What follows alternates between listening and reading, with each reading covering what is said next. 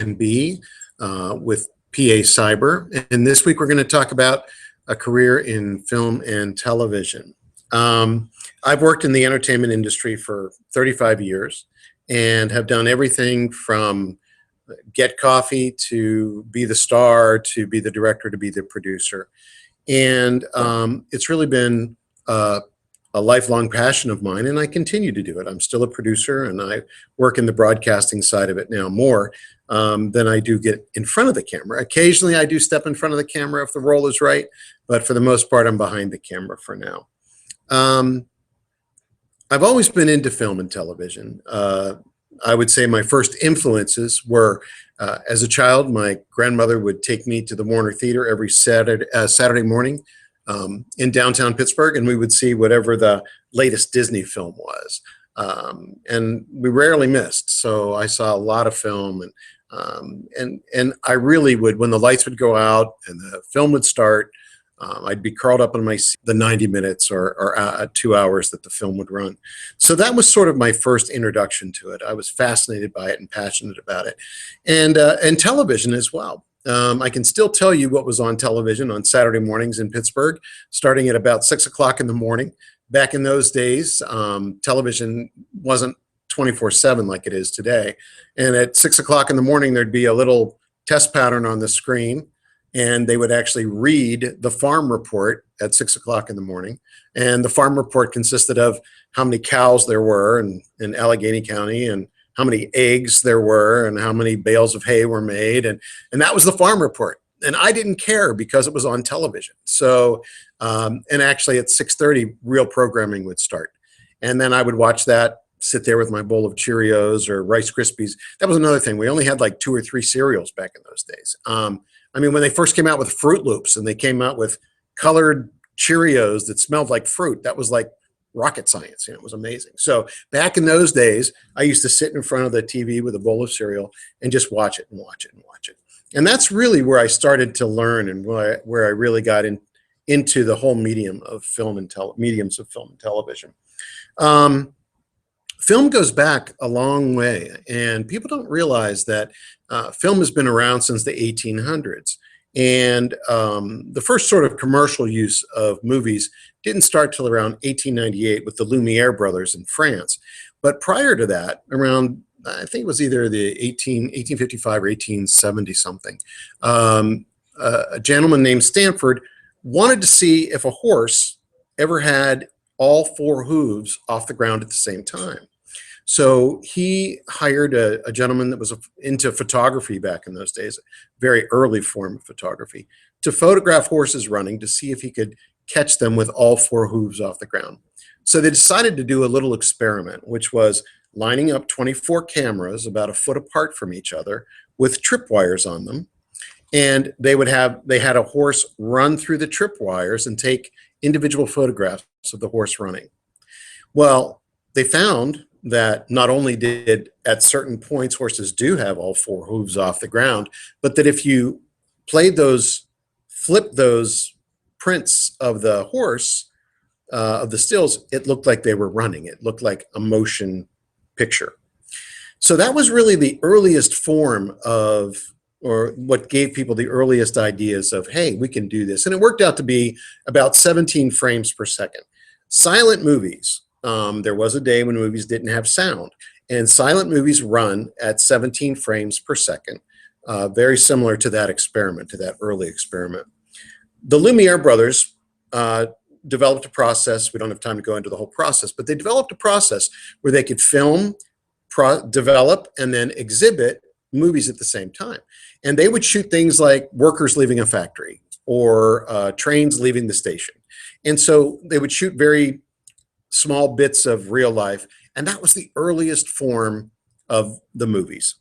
Nickelodeons would come in about 6 years later, where people like Thomas Edison and the Lumieres and a few other people were making movies for entertainment. Thomas Edison sort of created the industry in America, and they would do very similar to the early Lumiere movies. They would do firemen fighting a fire, or the Great Train Robbery, or things like that. Pittsburgh, Pennsylvania is actually a huge part of that history. The very first Nickelodeon. Now, it wasn't the very first time movies were shown, but the very first Nickelodeon where you could pay a nickel and go watch a movie. So the very first theater was in Pittsburgh on a street called Smithfield Street in downtown Pittsburgh. That little Nickelodeon influenced a lot of people, including the Warner Brothers. Across the street from where the Nickelodeon was is now a department store called Macy's. And at one time it was called Kaufman's. And the Warner Brothers were into clothing sales. That's what they did. One of the brothers, I believe it was either Harry or Jack, was making a sale, and he looked out the window and he saw this crowd in front of this storefront and he couldn't figure out what it was. And he asked the buyer from Kaufman's, "What is that?" And the buyer said, "Oh, it's some fad called the Flickers, and it'll be here today and gone tomorrow." So Warner went across the street, paid his nickel, and he spent the whole day watching movies. Came out of there and he sent a telegram to his brothers that said, "We're out of clothes, we're into the movies." And they opened a movie theater up in Newcastle, Pennsylvania called the Cascade.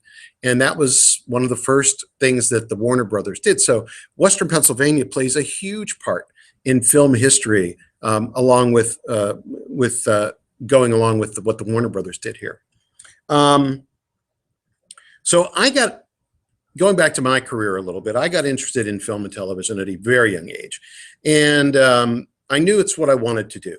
And I told my parents at the age of 10 that I wanted to move to Hollywood and be an actor.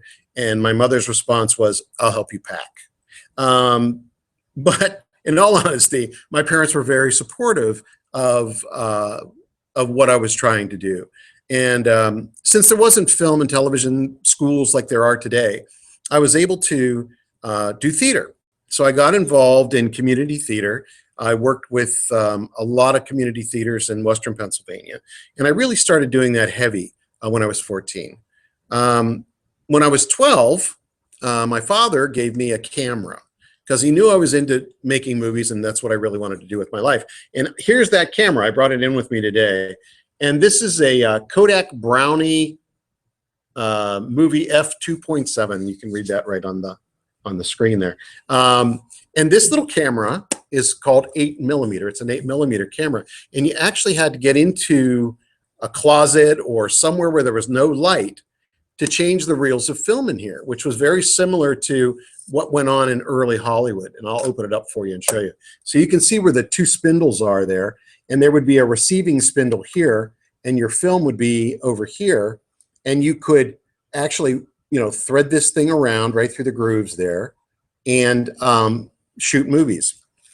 I shot hundreds of hours of movies with this little camera, and it really wasn't hard. The hardest part about it was making sure you were in a dark enough room when you loaded your film. But I don't know if you can see the aperture ring here, but there's little pictures here that show sun and clouds, and it basically all you had to do was look up at the sky and see what it was like out, and then you would just turn your aperture here, and you could turn it to match whatever the sky was. And so this camera is really very, very close to the old cameras that you would see, with silent film era, with the film being cranked. Now you had to crank this film, this camera. It has a spring in it, and then the spring would then, the motor would then drive the film through the camera. And I love the sound of that little clicking there. And here's your eyepiece here. That's how simple it was, how basic it was. But this little camera is what got me started, and it really got me out there doing it. The point being, you don't need high sophisticated equipment to get started. You can do it on your cell phone today. You can make movies on your cell phone. But this is what got me started. This is what really set me going. And it outputs film called 8mm film. And I actually stopped by a little store that I know sells antiques and things. And this is the width of an 8mm film. You can see the sprocket only goes down one side here. And the reason is that the actual film that goes into the camera is 16mm. But then when you process this film, it would be, when you process this film, I'll pull back to get both cameras. When you process this film, they cut it in half. and that's how you get your 8mm. And so there's only sprockets on one side. On 35mm and 16, there's sprockets on both sides of the film. So, you know, your generation will probably never see this because Kodak has pretty much stopped manufacturing film. I think they have stopped manufacturing film. And Fuji still manufactures some, but very little film is being made today. And your generation, unfortunately, will only get to see it in the Smithsonian Institute. The film industry has always been technology driven. And so, you know, for film to go to digital is perfectly natural. But getting back to my story, this is what I shot, hundreds and hundreds and hundreds of hours of film on this. And then, you know, we'd sit in the backyard. My dad would put up a movie screen and we'd have some chairs and I'd sit in the backyard. I'd charge my neighbors like a quarter to come see my films. And we'd do a little film festival in my backyard. And really the quarters went towards buying more film. It's just sort of fed my hobby, my passion. Again, since there wasn't really film schools to go to, I had to get involved in theater. And I ended up going to Point Park College for theater as a theater major. And I knew I was going to move to Hollywood after I graduated, fulfilling that 10-year-old dream. And so everything I was doing was sort of getting to that goal. My junior year at Point Park, they were filming a horror film in Pittsburgh called Dawn of the Dead. And you may not have heard of it, or if you're into horror films, you may have heard of it. But it was a pretty monumentous project. It was a sequel to a movie called Night of the Living Dead, which was also shot in Western Pennsylvania. And both films are considered icons in the horror genre. They came to Point Park and they said, we need someone to get hit by a truck as a zombie, you know, be a zombie and get hit by a truck for $25. And I said, I'll do it. And I jumped up thinking that everybody else in my room in the class was going to stand up, and they didn't. So I got the job just by default. And I went out to the British Petroleum truck yards and dressed up like a zombie and got hit by a truck. So that was my first moment in film, was being a zombie in getting Tom Savini, who you may know if you're in the horror genre, Tom Savini and I getting hit by a truck. Well, the director, George Romero, really liked how I fell down. He said, you fell down great. Would you like to fall down again? And I said, do I get another 25 bucks? And he said, sure. So he invited me to the Monroeville Mall on a Saturday night, and they dressed me up as a different zombie. And they hit me with a sledgehammer that time and threw me into a garbage can. So while I was there, they had brought in an actual motorcycle gang who was to play a motorcycle gang. And they couldn't get the bikers to deliver their lines the way they wanted them to. So they knew I was an actor. I was there. They said to me, put on a leather jacket. You're now a biker.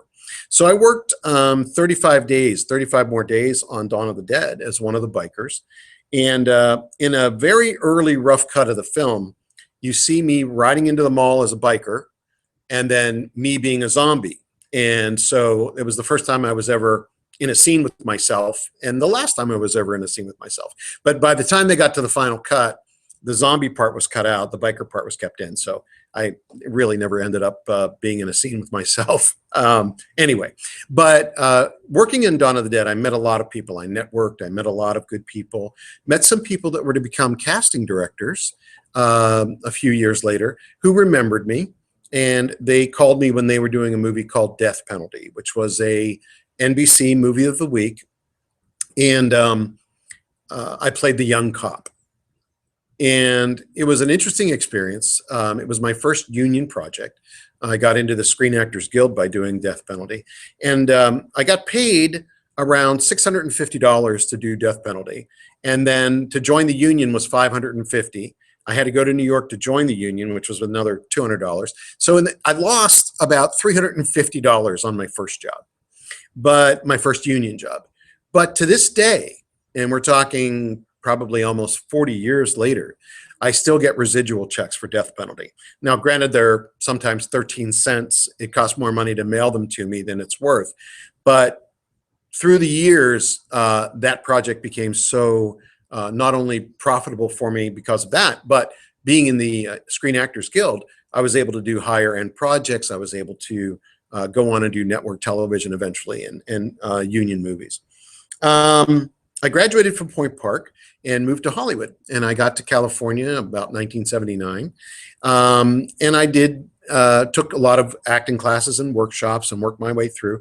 I was there for about 7 months when I got a film. I got cast in a film called Night Riders, and I played a knight on a motorcycle, again, another motorcycle. But it was really fun to do that. It was like a Renaissance fair on a motorcycle. And that was a blast. I got to do that.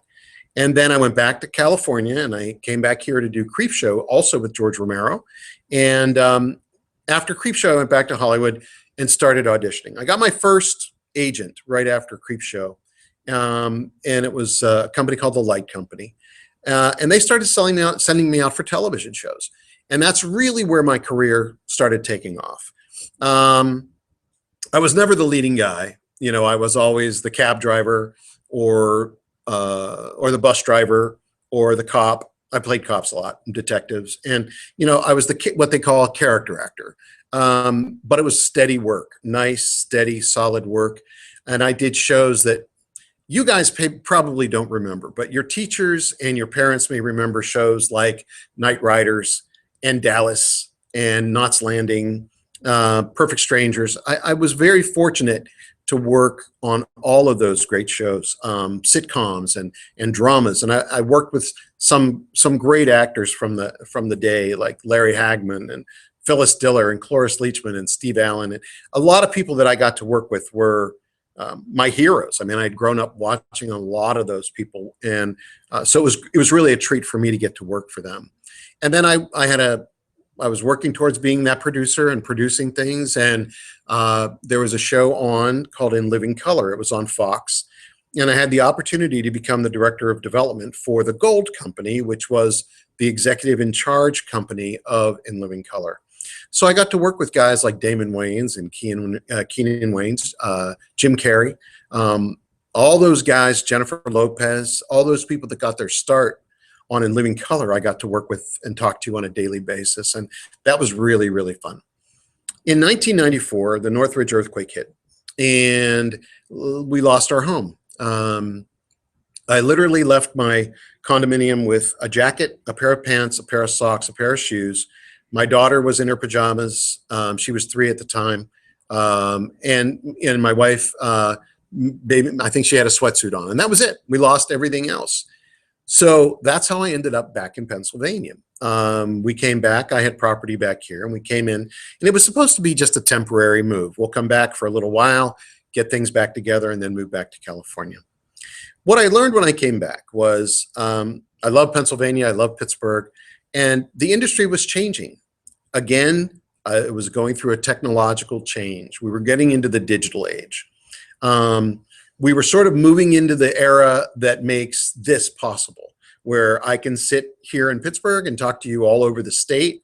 It was the early age and the early stages of that development of this technology.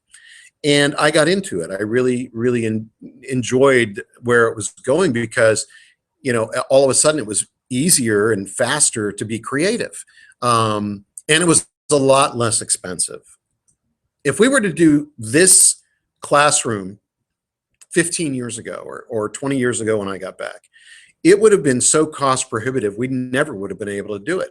We would have had to have trucks and cameras and some kind of maybe satellite feed. And it would have been $30,000 for me to do an hour session with you guys. So I sort of saw where the potential for things like this were going. My brother and I started one of the first all digital production companies here in Pittsburgh, Shift Media, and we did commercials and we did documentaries. We did a horror film, of course, because that was my background. We did a lot of stuff on digital, and it was really fun and easy, and it just really made it great. So I saw the potential for living in Pittsburgh and getting to do my work and getting to do my passion. You know, I really started to see where being in Pittsburgh was not such a bad thing. And movies were already starting to leave Hollywood. Films were being shot in Canada. Films were being shot in Pennsylvania. Films were being shot everywhere but Hollywood. Today, when I left Hollywood, it was probably 80% of the movies and television shows were being done in LA. and 20% were being done elsewhere. Now it's almost exactly the opposite. 30% of the projects are being shot in Hollywood, 60% are being shot elsewhere. So, you know, if you're thinking about getting into this industry and getting into this business, you don't necessarily have to move all the way out to California. New Orleans last year, they did 64 pictures. North Carolina, they do a lot of films. Pennsylvania, we did the statewide, I think it was around 32 films were done. Philly does about 2/3 of them. Pittsburgh does about 1/3. So you have all kinds of places where film and television is happening, and you have a lot more opportunities than we did back in my day. Going back and saying, you know, looking at some of the jobs that I did, I wasn't always an actor. The majority of the time I acted, but I also did assistant directing. I was a production assistant. And when I heard, do you want to be a production assistant? I heard, do you want to be an assistant to the producer? It's nothing like that. When you hear about, you got to be a gopher, you got to go get coffee, you got to whatever, that's a production assistant. But it's a great entry level job. When I was a zombie on Dawn of the Dead, or when I was a biker on Dawn of the Dead, I always sat sort of off to the side and watched how things were done. As a production assistant, I was able to do the same thing. I was able to do my job, clean up the craft service table and make sure everybody had donuts. But I was able to sort of hang out on the sidelines and watch and learn and observe and watch some really great directors, you know. So being a production assistant or an assistant director or whatever always gave me the ability to sit on a set and watch. And that was great for me because I got a great education in college, but watching the practical application and the practical work was invaluable.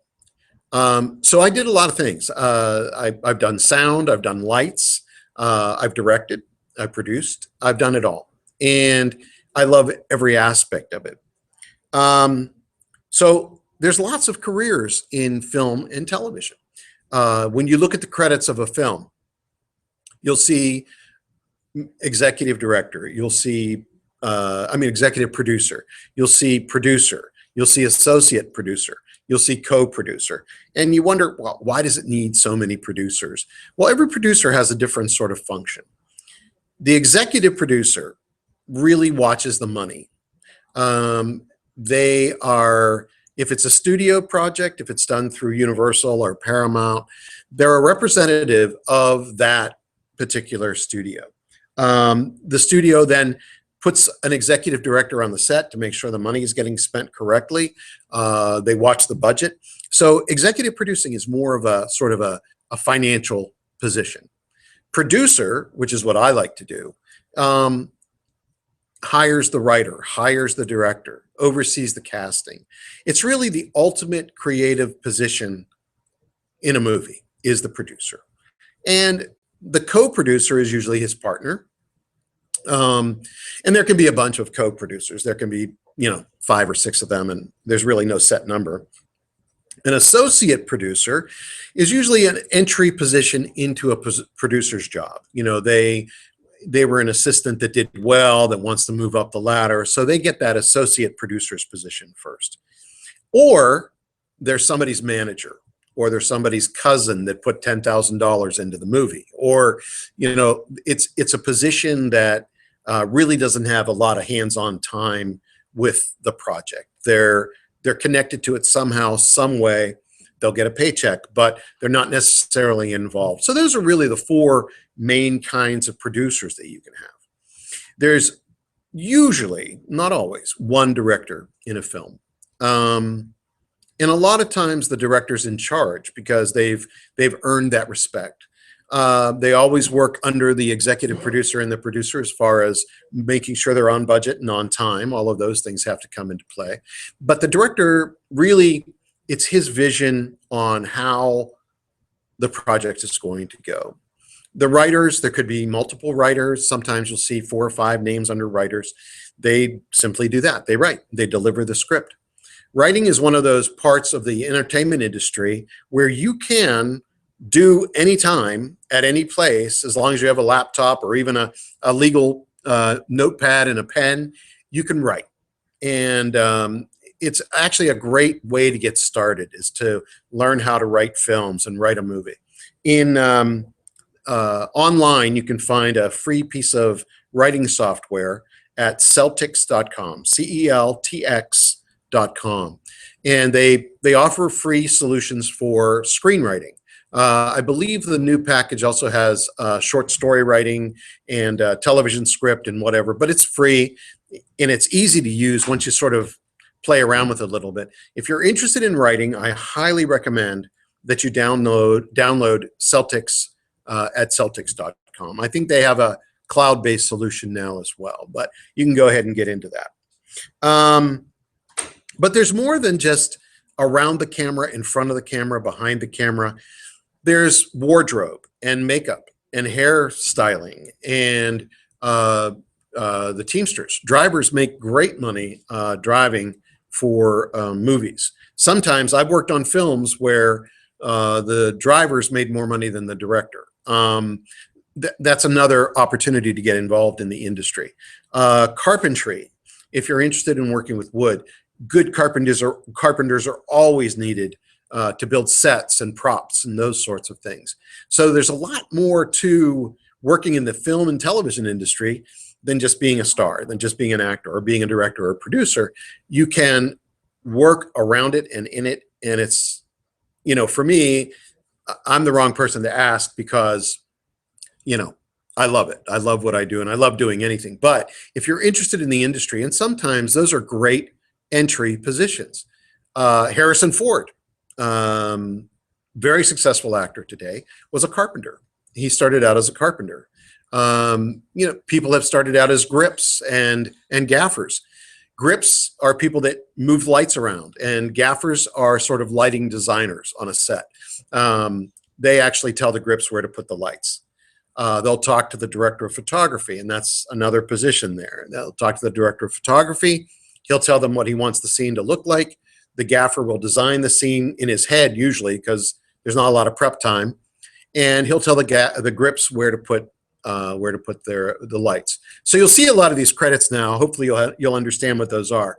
The most confusing credit in any film, I think, is the best boy. The best boy is an electrician, and the best boy basically makes sure that power from a generator or from a power source gets to the set so they can light the scenes and light the set. So that's a best boy. And then there's dozens and dozens and dozens of animation positions, graphic artists, animators who do CGI. If you start to look at the credits of a film now, you'll see that there's so many jobs available in the film industry. Television is a little bit different. A producer is more of a director, and a director, I know this all gets confusing, but a producer is more of a director on television, and the director is more, he directs the actors and the cameras, but really the overall look is sort of left over to the producer. But a lot of the jobs are the same. You still have grips, and you have a gaffer, and you have cameramen here. You'll have multiple cameramen sometimes as opposed to just one, and you have writers, and so a lot of the stuff is the same. Television today is a little easier to get started in than film. The reason for that is we have so many more television stations and networks. When I grew up, there was 3 networks. That was it: ABC, CBS, and NBC. That was it. There were PBS came around in 1968 to 72, I think. And then you started seeing what they call UHF channels in Pittsburgh, Channel 53 and Channel 22. Still, we only had 5 or 6 channels in the area. But now, today, there's hundreds and hundreds. There's programming that's designed specifically for the internet. You have webisodics, where TV programming is being basically produced to go onto the internet. So you have webisodics. There's all kinds of content development right now where you, if you're interested in it, can get started. And if your goal is to do film, it's a natural progression to get your start, get some experience, start your career off in TV. In Pittsburgh alone right now, we probably have access to about 7 or 8 television stations. Philadelphia, about the same. Every city, every big city, because of digital, what they call digital tiers, have more television content production than ever before. And I know that when I was growing up, people always tried to talk me out of getting into the entertainment industry. It was always about, why do you want to do this? It's so hard. What, nobody ever makes it. The percentages of succeeding are so low. And, you have over and over again, you have, people telling you, and I did anyway, telling me not to go into it. But today, it's a different world. You have broadcasting, you have all kinds of news outlets. So how do you get started? How would you, if this is something that you're interested in, how would you begin? Well, going back to my roots, going back to where I started, is not a bad idea, and that's in theater. There's lots of community theaters. Your churches or your schools do theater. Get involved.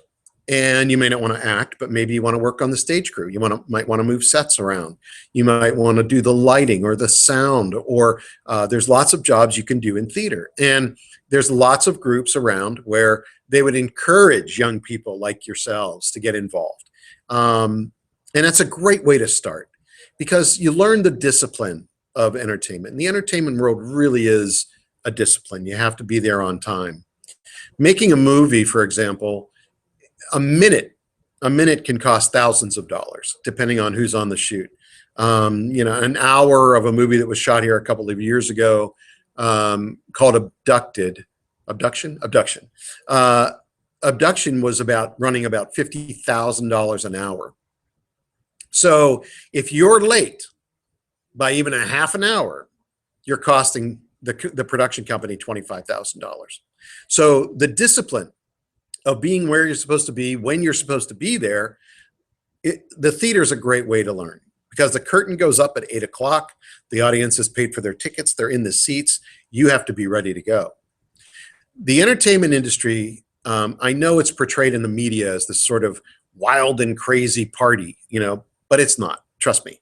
There are a small percentage of people that end up on the cover of the Inquirer for acting badly. But the majority of the business, 99% of the industry, is a disciplined, well-oiled machine. Showing up in time, being ready to go, knowing your lines if you're an actor, having the cameras ready to go if you're a camera crew person. All of that is really important. And you learn that by doing theater. So it's a good start. It's a good place to start. Another way to get started, if you want to get more involved, student films. If there's a college near you, if there's a college or university that has a film department, letting them know that you're interested in working with them as an actor, actress, or an extra. We call them atmosphere today, a pure atmosphere, which is working in the background of a project, and it's very important. If you're interested in doing that, find a university or find a college that you can go and actually volunteer. You're not going to get paid for any of this, chances are. And I didn't get paid till after probably my 20th show. And my first paycheck was $20. So it was for a production of Hello, Dolly. But, so don't do it for the money. Do it because you want to learn and you want to get experience and you want to build that resume. And the other part about it, no matter what you do, and I still do it today after 35 years, is networking. I'm involved in organizations and groups where I meet other actors and I meet other directors and I meet other filmmakers and producers. I get involved in the organizations and the groups because networking is so important. So you can do theater, you can do student film projects. There are always, I know in Pittsburgh, for example, Point Park students have to do X amount of student films before they can graduate. And so there's lots of opportunity to get involved. And maybe if they don't have a role for you, if you want to act, be a production assistant, be a grip, be a camera assistant, work, just get in there and watch. Because as I said before, my greatest education was watching other people make movies. watching other people, being on the set, you got to stay out of the way, of course, but being on the sidelines, watching and learning. And that was really where I got my education. And I got to watch some of the greats. I really was very, very fortunate. When I was in Hollywood, I did the first series for Nickelodeon was called Out of Control. And it was the first series produced for Nickelodeon by Nickelodeon. They had other content that they had purchased from other places, but we were the first show ever produced for Nickelodeon. It's on YouTube. I think there's Out of Control. If you search Out of Control Nickelodeon on YouTube, you'll find episodes of Out of Control. And we were really the first series that set the pace for what Nickelodeon would be today. There were no residuals for Nickelodeon back in those days. And we did 26 episodes that they ran for 9 years. They ran them and they ran them and they ran them. And we never got a dime. The cast never got another dime out of it. So my children must refer to Nickelodeon as the network that Daddy built, or they get punished. And they're in their 20s and they'll still get punished if they don't call Nickelodeon the network that Daddy built. So, but when I wasn't on camera, I was in the booth and I was watching how the director worked and how the producer worked. And, as long as you're quiet and out of the way, nobody really minds. And so, you might get a director that says, move off, but that's going to happen occasionally, but, it happens occasionally. So you can get involved in student filmmaking, theater. Those are things that are easy to do. In cities like Pittsburgh, for example, we get a lot of big budget pictures to shoot here.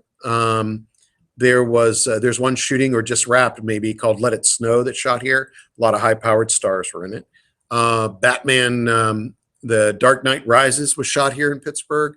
They needed 2,000 atmosphere people one day. And my son and his friends all came down and signed up, and they were in the movie. And they got to see how it worked, and they got to see how everything went on. Being an atmosphere person, being an extra, gets long, it gets tedious, it can get boring, but it's a great experience. And if you're really interested in doing this, it's a great way to watch what's happening. You also have the opportunity at that point to network. You meet other extras, and you meet other people that are working. And, if you're lucky enough to talk to one of the actors that's in the film, that's great. You don't ever want to be, obnoxious about it, but if they're there and you're in a scene and you're in between takes, many times the actors will just turn around and talk to you, and that's pretty cool. So if you're interested in doing this, being an extra is an easy way to do it. There's a agency in Pittsburgh for the Western Pennsylvania students called Nancy Mosser. Nancy Mosser does casting. She casts extras. She casts principals. She does commercials. She does big films. Look her up online and reach out to them, because if it's something you're interested in doing, having somebody like that know that you're around, that you exist, by all means, reach out to Nancy Mosser. Some of the other harder agencies to get into are Deb Doherty Agency in Pittsburgh. They handle very high-end models that travel the world and model. They do a lot of actors as well. They tend to take a more seasoned actor, somebody that has some credits and is in the unions already. And then there's the Talent Group. Talent Group is another agency in town. So those three agencies, I would say, start with Nancy Mosser, M-O-S-S-E-R, Nancy Mosser, and reach out to them, research them on the internet. And if this is something you want to do, by all means, register with them, because they need people of all ages all the time. They have an email blast that they do where if they get a call from a director that says, I need, a family with, a 10-year-old boy and a 14-year-old girl and, mom and dad, they'll put that out as an email. And then you just respond and say, I'd like to bring my family in, or I'd like to bring my mom and dad, my sister in, or whatever, response to that. So that's a great way for you to get started. Another thing is that there's also entities that aren't related to schools, like Pittsburgh Filmmakers, Art Institute. They are doing films as well.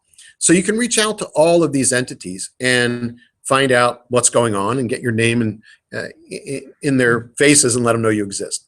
If you want to go the next step, if you want to be a performer, if you want to be an actor, you have to have good headshots. You have to have professional headshots. And as much as your mom and dad want to take a picture on their cell phone and get it printed out at Walmart, is economical, it's not always the practical way to go. You can get good headshots done for about $250. I highly recommend Becky Thurner, Thurner Photography. That's Thurner, Becky Thurner. She's excellent. She's probably better than anybody I met in Hollywood, to tell you the truth. And she's located in Pittsburgh on the south side. So she's a great resource for you as well. Give her a call, just talk to her. She's very accessible. She'll answer any question you have. So that's Becky Thurner. For the people that want to get involved in maybe the auxiliary positions like the carpenters, the welders, welders are in huge need in the film industry. If you want to get into that, think about maybe going to a trade school. In Pittsburgh, we have Rosedale that teaches, they teach truck driving, they teach welding, they teach carpentry, they teach plumbing, they teach HVAC. These are all things that are needed in the industry.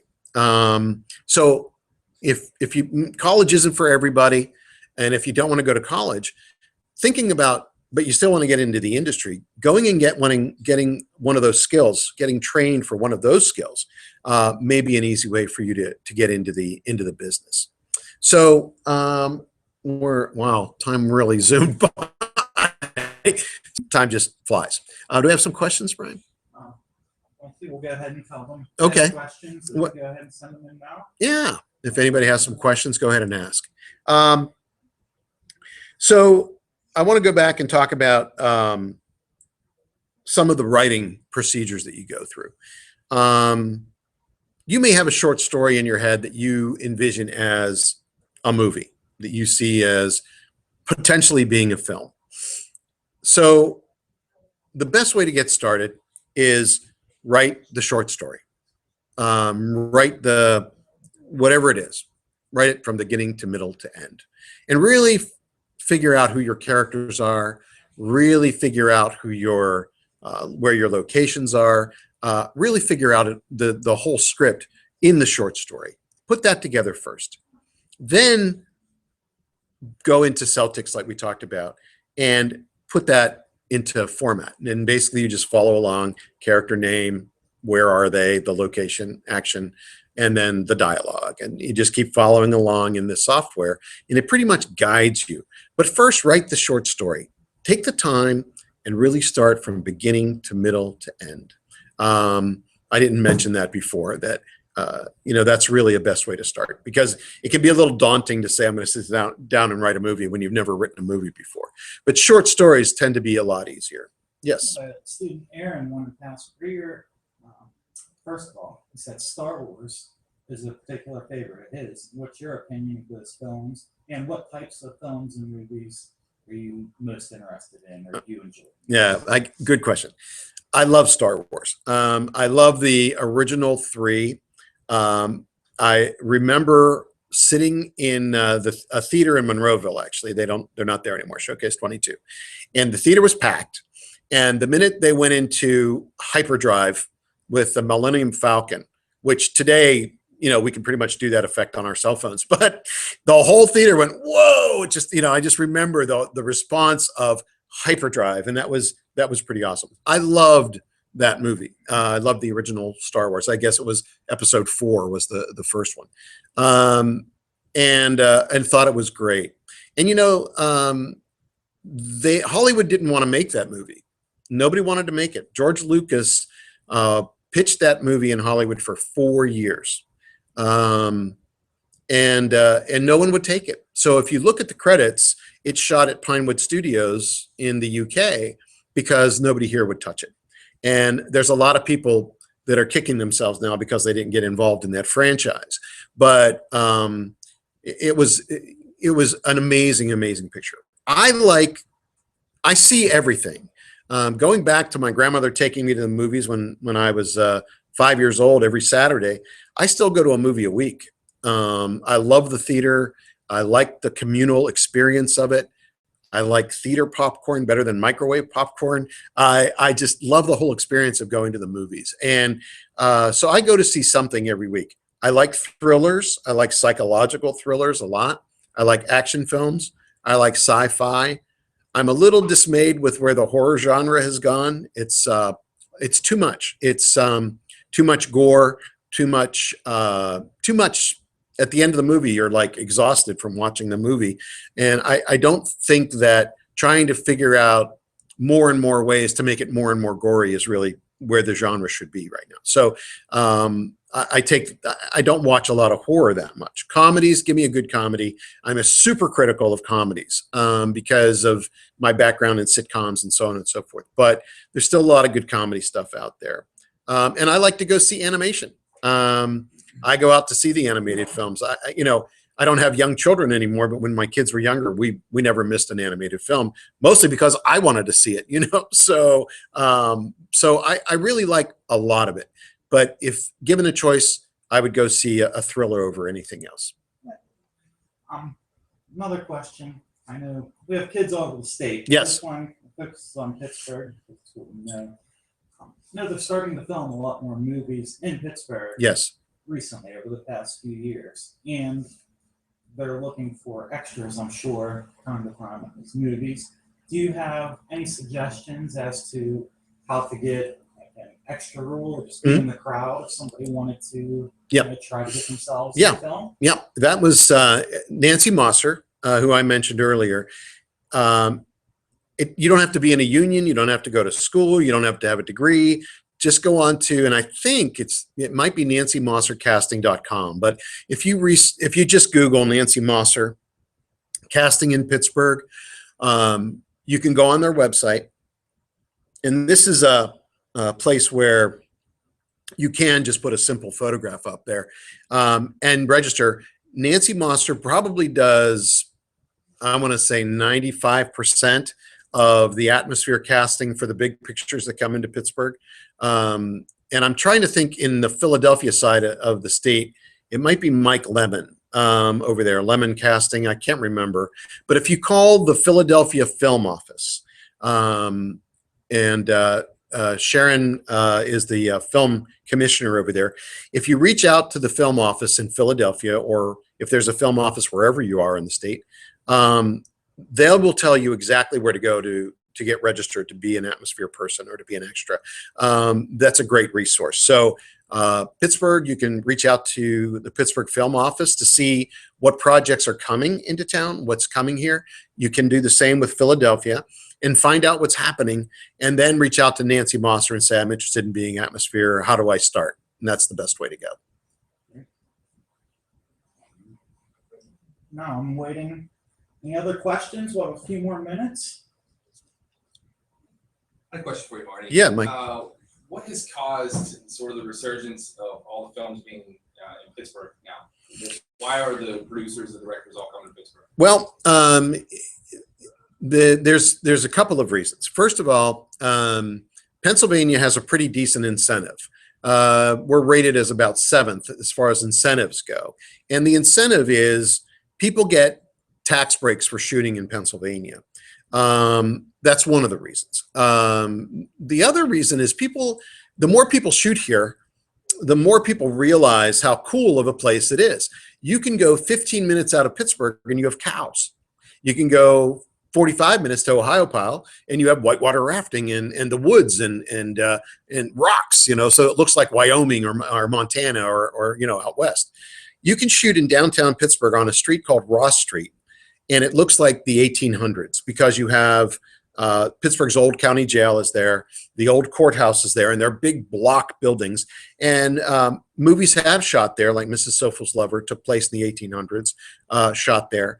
Lots of people come to Pittsburgh to shoot now because they're realizing that we have great crews here, we have great hotels, we have great nightlife, we have great food. All of those things are just as important as anything else to a crew that's going to be somewhere for 90 days. They want to know that they can go to the theater or they can go to a good ball game. You can't beat PNC Park for a ball game. So these crews come into town, they want to have a place that they can also enjoy the time they're not working. So we have all these great locations. We have great places to go. Some of the most incredible museums in the country are here in Pittsburgh. And we have the incentive program, the tax rebate program. Films brought something like $550 million into the region. over the last couple of years. There's no other industry doing that. Maybe the gas and oil industry now.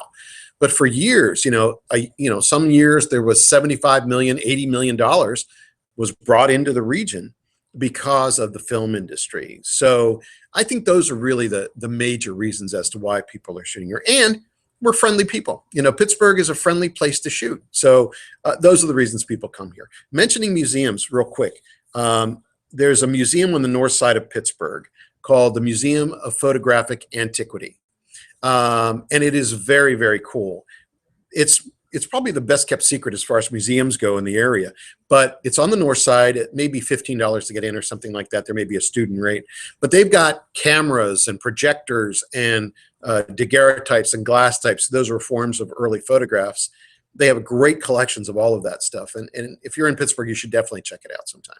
Is there another question, Brian? I did accidentally do it. You're sending it to me. Right Again? now. Okay. But I have a question while we're waiting. If Yes. you could pick one favorite movie of yours, of all the movies you've been in or just watched, what would it be? The Godfather. Yeah. And I think you ask any guy between the ages of like 25 and 70 and they'll say The Godfather, but it really is a great movie.